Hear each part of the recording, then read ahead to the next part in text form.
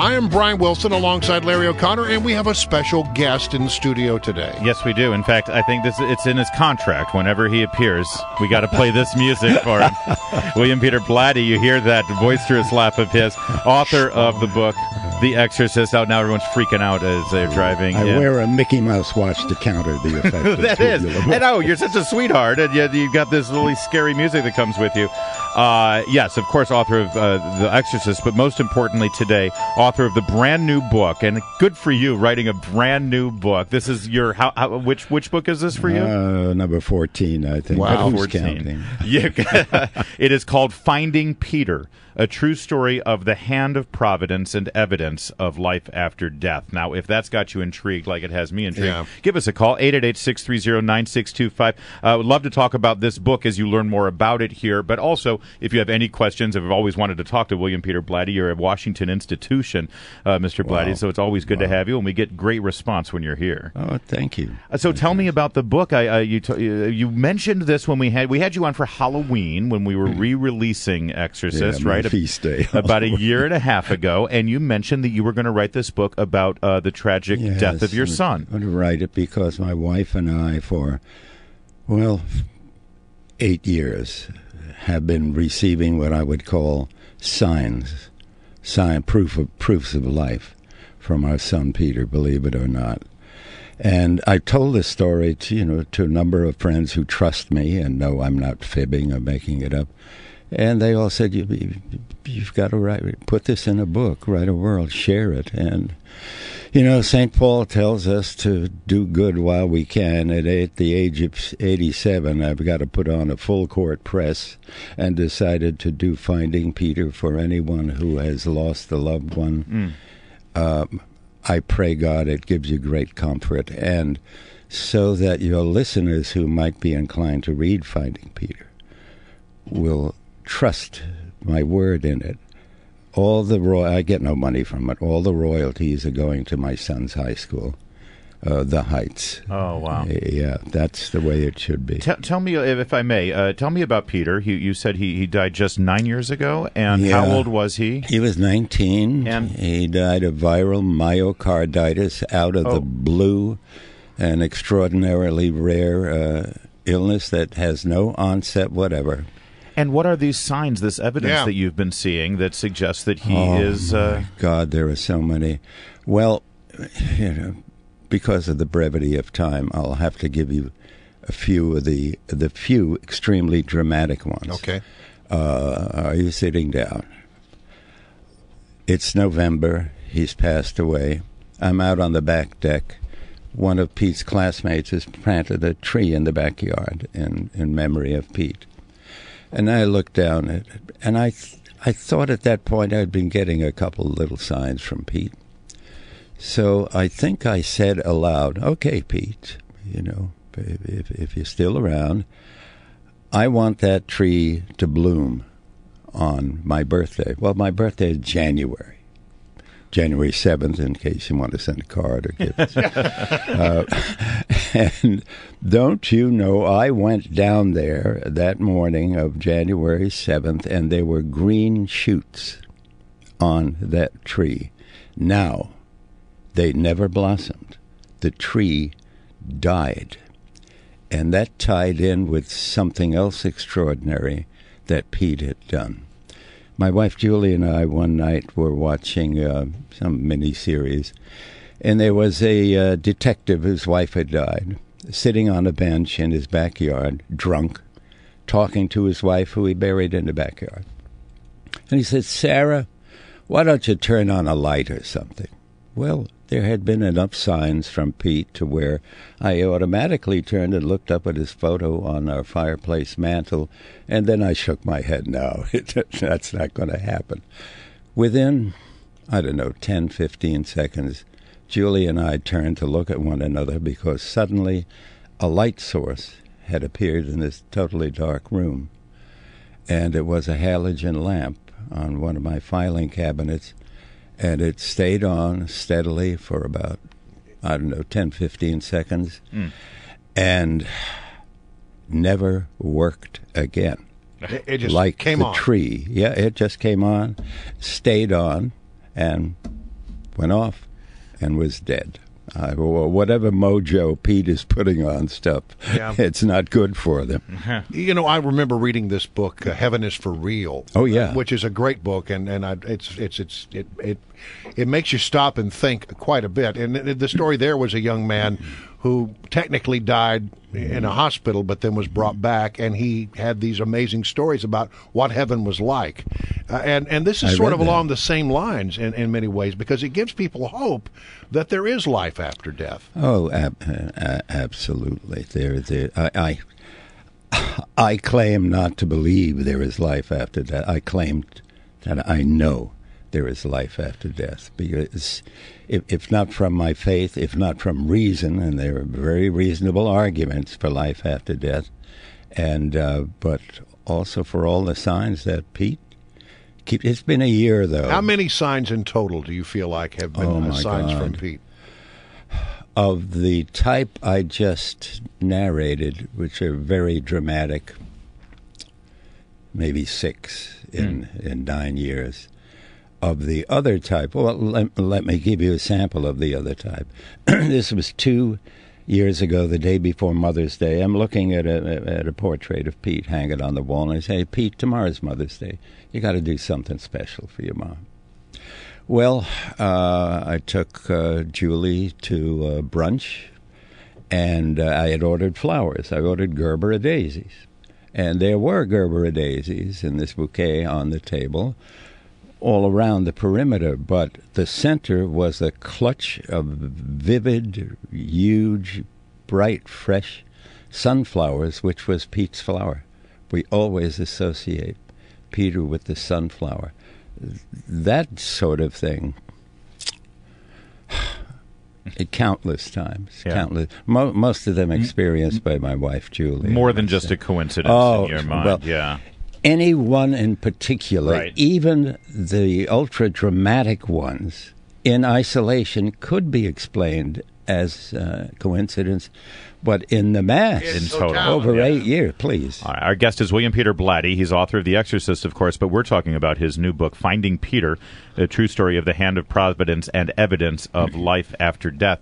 If any of this resonates with you, if you have experiences like this, I'm sure that Mr. Blatty would love to hear your stories and share with you, and we would love to hear from you about it. 888-630-9625. Today is Good Friday. This is a very holy week. Sunday is Easter. I want to talk to you in just a moment. I'm going to ask you, don't go anywhere, about how these revelations that you have discovered interact with your faith, because some people would hear these things and the way they interpret their faith, it would actually contradict some of the things that they believe. Yeah, I'll explain in a minute.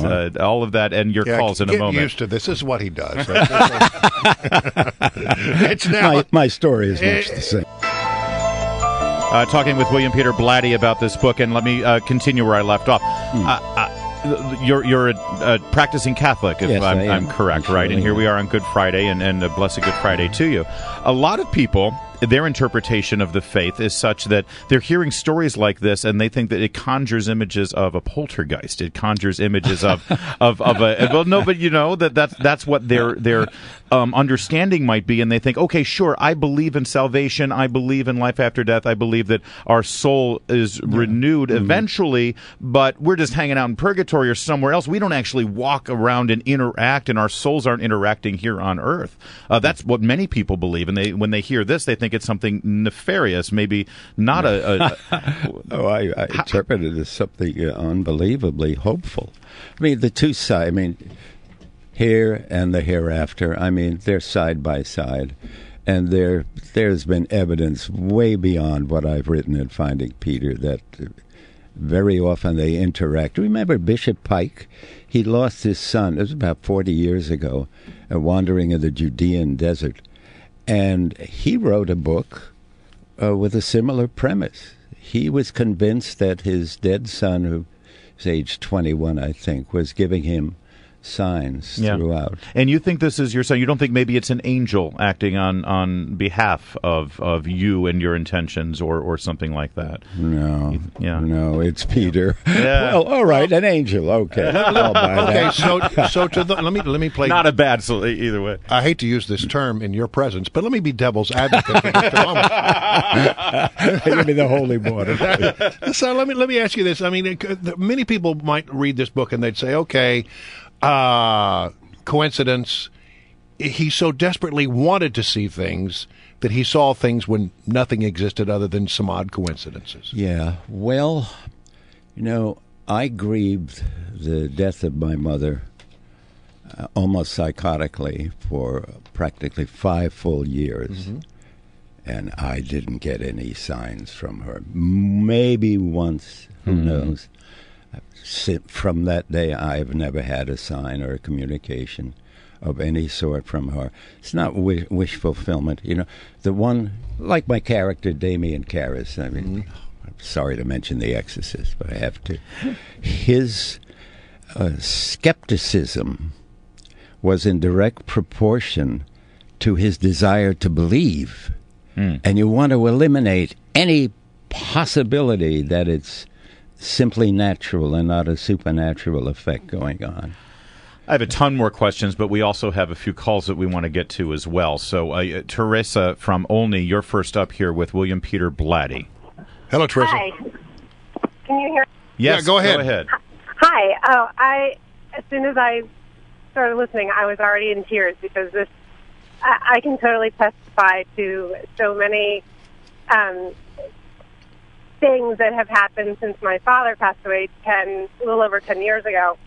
And he was a huge Ricky Nelson fan, always playing the guitar all the time. And shortly after he passed away, we were on vacation, and my sister-in-law found a guitar pick in her purse. We're like, that's weird. What the heck are you doing with a guitar pick in your purse? And that was the first of, let me just say, many guitar picks that we found and of the strangest random locations that were definitely my dad. He always had guitar picks, and they would just, we were actually painting a different time, and it's my daughter's bedroom, and she found guitar picks of the exact color that we were painting her room. Wow. Oh, my gosh, Teresa, that's amazing. Well, and I'm sure that renewed your faith and love for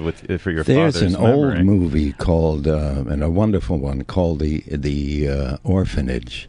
And there is a character of a psychic in it, and she utters a line that is so appropriate and true. She says, "First you must believe, then you will see." And that is absolutely the truth. I have told, people who know me and people who trust me, who have lost loved ones, talk to your loved one. Talk to them. I talk to Pete every night. Yeah. I rush to tell you, to your great relief, he never talks back. Well, let me ask you, I mean, we just heard Teresa's stories, and you told us some of your stories.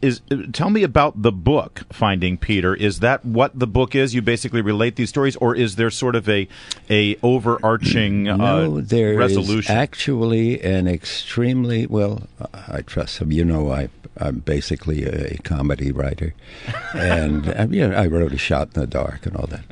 And I spend the first third of the book creating trust in the reader, that you can trust my word. I am not fibbing. I'm not making this up. And that section is, so far from the reviews from ordinary people, extremely funny, which I intended it should be. Then we get into the heart of the matter. You have to trust the teller. Yeah. Let's go to Tommy in Fairfax as a really good question. Tommy, you're on WMAL. Hi, Tommy. With William Peter Blatty. Hey, Tom. Hey, good morning. Hey, I'm very sorry for the loss of your son. Thank you. Great book. I plan on buying it. I saw it at the bookstore the other day, and I plan on getting it. But my one question, sir, is for years since I was a kid, I was always scared of that movie, The Exorcist. I was always wondering the purpose. This book compared to The Exorcist.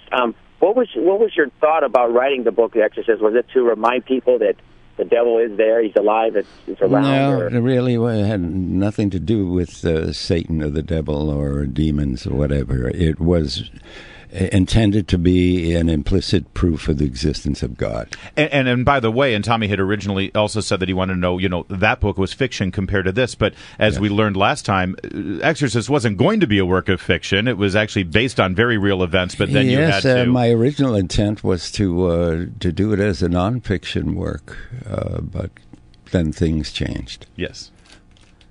Let's continue with Sherry in Bethesda. Sherry, you're next up on WMAL. Hey, Sherry.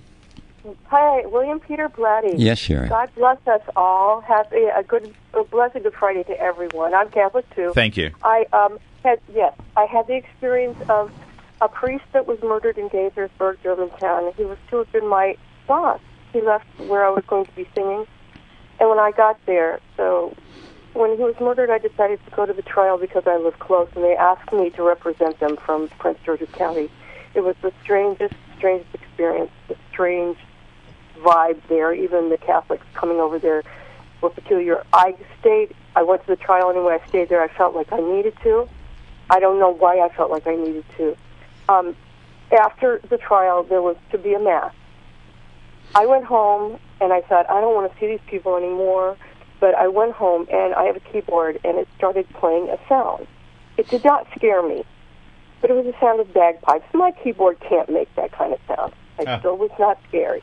I went to this place to go to the mass, and the first thing I saw were bagpipes. I feel like this priest made friends with me because it was a very strange feeling to go to that trial, not because of what it was, but because people were acting very, very strangely. Sherry, thank you so much for that story. I'm guessing you get this a lot now that you've written this book. People are bringing their stories to you. Not yet. But it starts today. William Peter Blatty, get ready for it. The book is Finding Peter, a true story of the hand of providence and evidence of life after death. It's available now, and what a great weekend for it as we acknowledge and we also celebrate the ultimate in life after death this Easter weekend. William Peter Blatty, what an honor to have you here as always. Good to have you. It's a great pleasure.